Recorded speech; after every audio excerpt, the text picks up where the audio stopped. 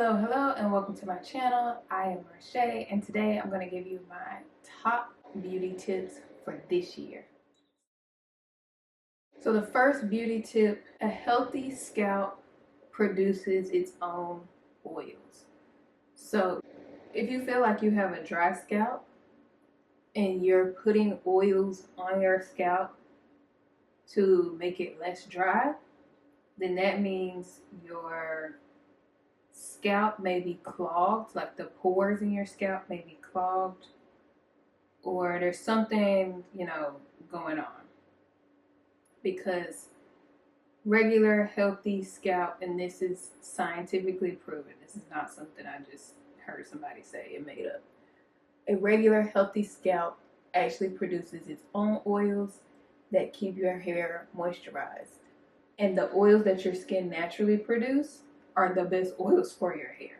Tip number 2 is, along with that same sentiment, is you want to brush your hair or comb your hair daily to bring that oil from your scalp onto your hair. Especially if you have oily skin, you want to make sure to bring that oil down because it can make your scalp itch, which is something that I deal with. Is if I don't distribute those oils with like a paddle brush on a daily basis, they will kind of build up on my scalp and my scalp will start to itch a lot. And as soon as I brush it, and I mean like brush it from the scalp root all the way down and distribute those oils, based on my personal experience, it'll feel better and your scalp won't be itchy, and you may even be able to go a little bit longer without washing your hair because you brought those oils down. Tip number 3, and this may be a little controversial, but it's true, that round brushing, you can round brush naturally curly hair. You can round brush curly hair. Now, you do need to know what you're doing. It does require technique, but it is 100% possible. It doesn't snag your hair as long as you're doing it right. And it is going to take some practice. I'm just looking for my concealer. I have round brushed my hair a few times. It takes a long time. That's probably the worst part about it, is it takes much longer than if you just blow dry your hair on, like with a comb attachment. But it is possible. And for your best silk presses, it does help. There is a benefit. The next tip I'm going to give you is detangling your hair with oil instead of water or conditioner. It works. I heard it for the first time last year. And I tried it and it actually does help. So oil helps to lubricate, right? So if you use oil on your hair, it will lubricate your strands, your hair strands, and it'll help you to detangle easier. I'm looking at my mirror. You probably already know that, but just in case you didn't. You've watched enough tutorials, you know this. The next tip is, again, another controversial one. Sulfates are not bad. Sulfates are not horrible. They really aren't. Sulfates are what help you to get really clean hair and skin. Hair and scalp. If you don't have sulfates, you don't necessarily know if your if your hair is being cleansed 100%, especially if you're someone that uses a lot of products like gels and creams and stuff like that. You do want to use sulfates in your shampoo so that you make sure to completely remove all of that so you have clean, fresh hair, and then you can use whatever styling products that you're going to use after your hair is completely clean and fresh. If you're not using sulfates or some kind of clarifying something, which most clarifying shampoos I think have sulfates in them anyway, they just don't say it, but clarifying usually is more so like clarifying your scalp. So if you have scalp buildup and you're not producing oils, clarifying shampoo will kind of do that. But sulfates really just does a really good clean. And a lot of the shampoos and stuff that are in today's society, not back in the day, but today's society, are not too harsh. They don't use a lot of sulfates that are harsh unless you're using like drugstore. If you're using drugstore stuff, I can't vouch for drugstore. But I know for like if you're using salon quality professional brands, if they have sulfates, they are gentle. They will make sure your hair is clean, which is the point. You want clean hair in order for it to thrive, in order for your styles to stick the way you want them to. So you've probably seen or heard by now about the Miel Organics debacle, right? People saying that their hair is falling out from using her hair oil or scalp oil, hair growth scalp oil, whatever. Going back to the first point, right? Your hair produces its own oils. That oil is the best oil you can have for your hair, hands down. There is no other oil that you can manufacture to put on your hair that's going to be better than that one, right? But all oils are not made the same. Some oils clog pores, some oils don't.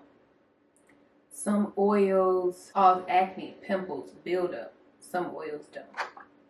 So, in my opinion, it's best not to use oils on your hair. Going in with some bronzer, it's a Milani cream bronzer. In my opinion, it's best to not use oils on your hair, or on your scalp rather, because you don't know, unless you do the research, right, on what is in this product and will it clog your pores, or are you allergic to it? That's another big one. But unless you do the research, you really don't know what oils are in these products and if they're good oils. And we all hope that the people that are making these products are putting the best oils and the best products in these products, the best ingredients in these products. But at the end of the day, you really don't know.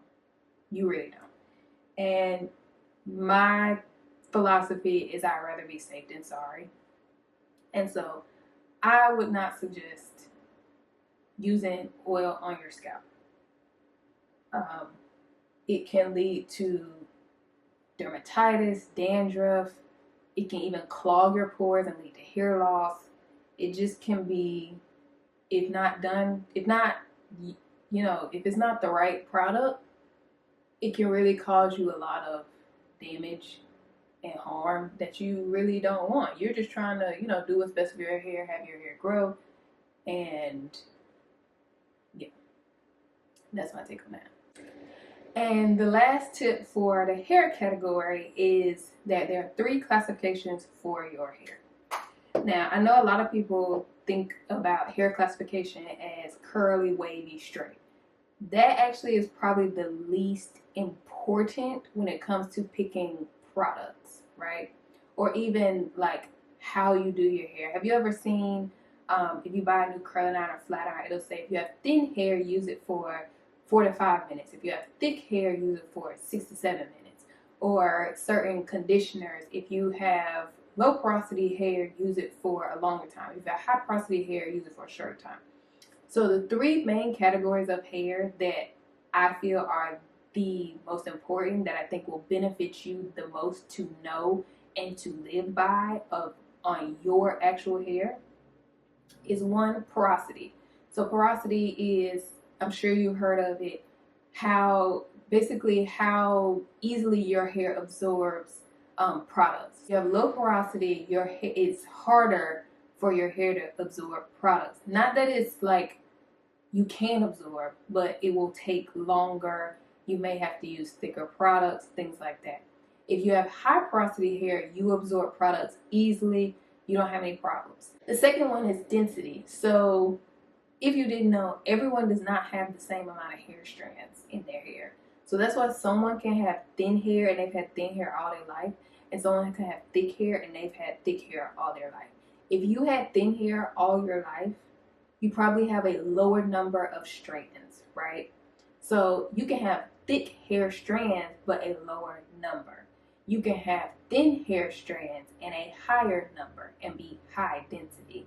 So low density people will never, like, if you're trying to get your hair to be denser and thicker and things like that, there's no way to naturally make your hair that way, which should free you from feeling like everybody's hair is so much thicker than mine. I don't know what they're doing that I'm not doing. It's nothing. It's nothing that you're doing wrong. It's just how your hair is. So you can either, you know, add hair, add clip-ins, add extensions to make it thicker, or just do styles that look better with your hair if you have a low density. And also you can have different densities in different parts of your hair.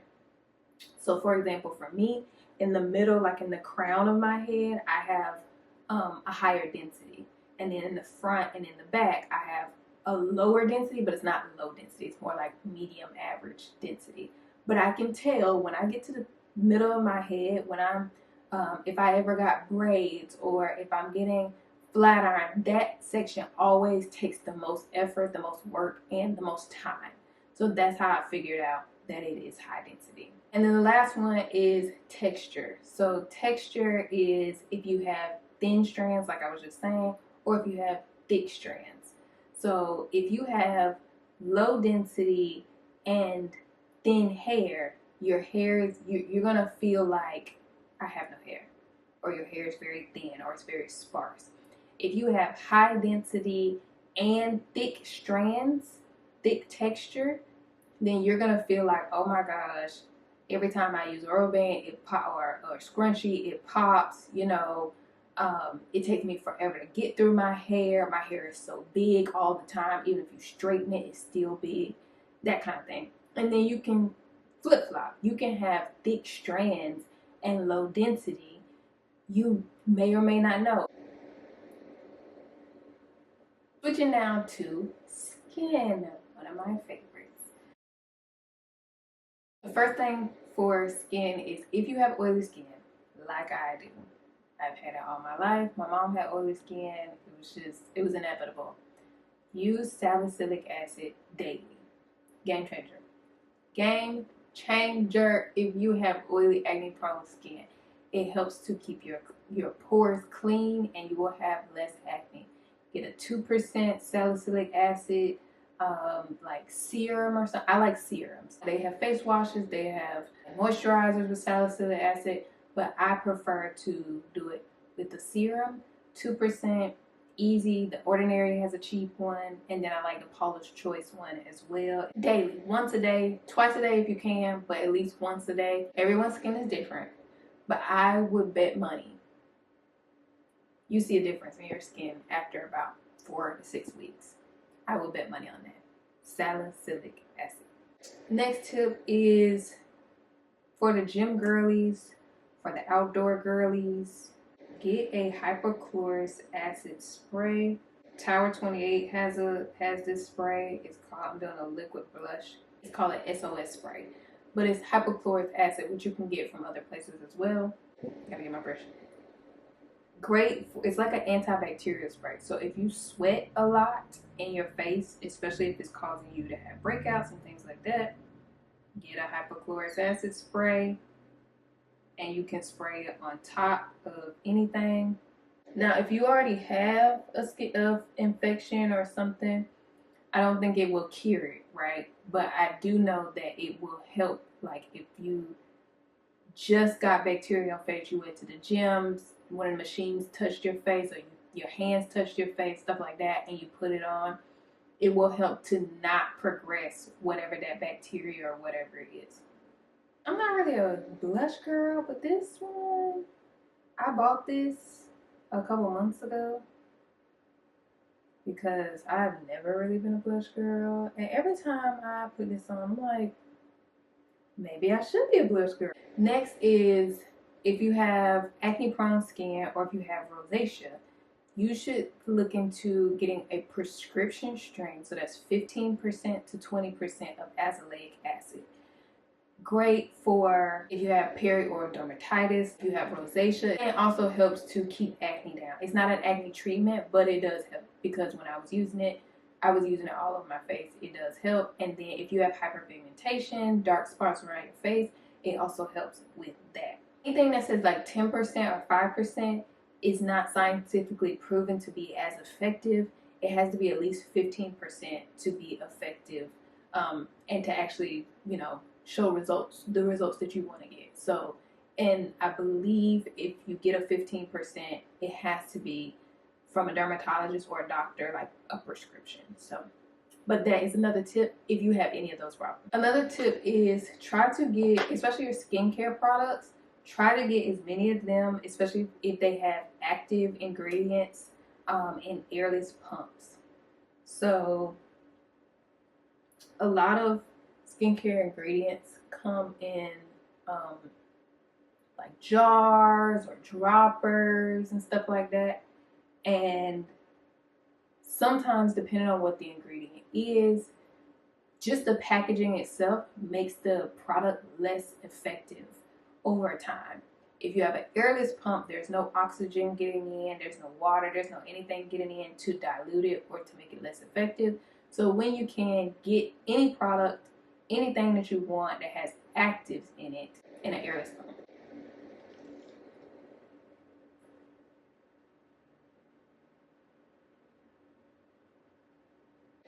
Next skin tip I have for you is to use SPF 50 if you use actives. So if you use any kind of retinol treatment, any kind of acids outside of hyaluronic acid, it's glycolic acid, mandelic acid, and kind of exfoliating enzymes. Anything where like you can only use it at night, or you should only use it at night, and it's considered very strong. It says something about exfoliating. Even certain vitamin C's, if they're kind of strong, you should be using a, well, caveat.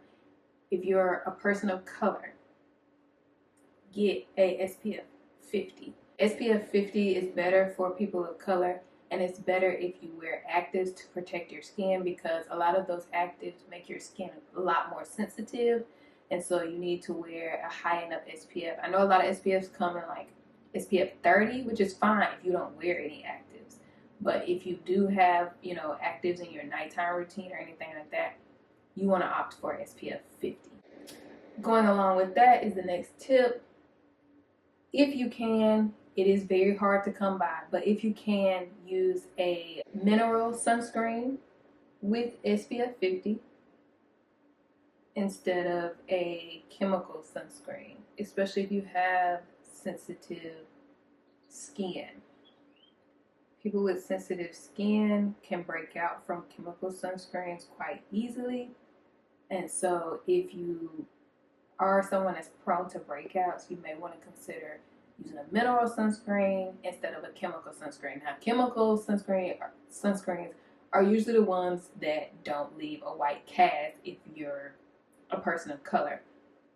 So I do understand it's not as easy to do this as, you know, people may think, or as I may portray by saying this, but it will be better if you can find it.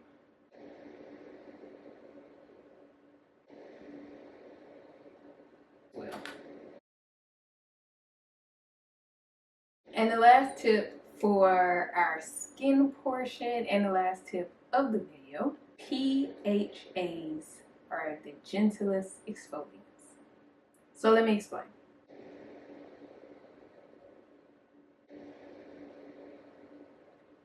Okay. So PHA is a type of exfoliant. You have AHAs, which are your glycolic acid, your lactic acid, your mandelic acid that you probably heard of before. You have your BHAs, which is your salicylic acid, which is different than the other acids. It does more of cleaning out pores, whereas AHAs does more of exfoliating the skin, right? Dissolving the dead skin on your face to make your face brighter, smoother, all the things. And then you have PHAs, which are the new ones on the market. Let's see if we can do this. PHAs are like AHAs in that they do exfoliate the skin, not necessarily cleaning the skin out, cleaning the pores out like salicylic acid, but they are much, much gentler. So if you've never used any kind of exfoliation treatment, I would definitely recommend your first one you ever do be a PHA. It's going to give your skin time to like get used to being exfoliated. And you probably have the least amount of reaction if you use PHAs. These are the best for newcomers to exfoliation. They can be used on face and body, and they are going to give you the best result with the least amount of risk. Okay, and then you can, if you want to skip them, you can skip them. You can do what you want to do, but you can start there, and then you can switch to the AHAs. Caveat: if you're a person of color, try to stay away from glycolic acid because it's the strongest, and sometimes the strongest can be the worst. If you are a person of color, you may want to opt for mandelic acid or lactic acid once you get into the AHA category. So there you have it, my top beauty tips for hair and skin this year. I hope this is helpful. I hope that you're able to use this information to make your beauty routine even easier, even better, and so you can go out into the world and look exactly how you want to. Let me know in the comments if you enjoyed this video, which tips you are taking, which tips you know to be true. And then also let me know in the comments if there are any other videos that you want me to make related to hair and skin. And until next time, see you later. Bye.